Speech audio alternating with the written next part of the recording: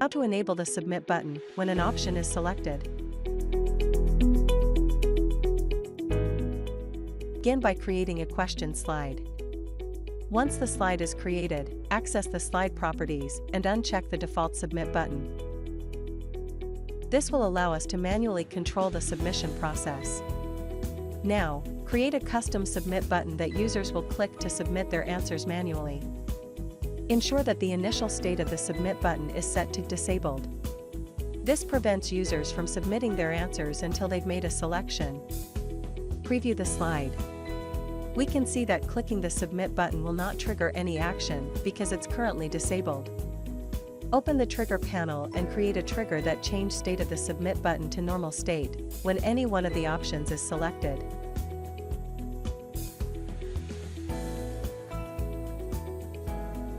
This trigger should activate when a user interacts with any of the available options on the question slide.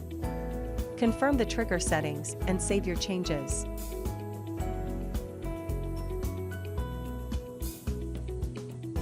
Preview the slide again. Now, when a user selects an option, the Submit button should become enabled, allowing them to submit their answer.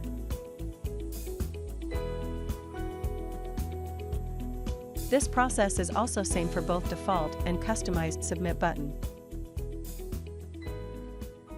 Thank you for watching this video.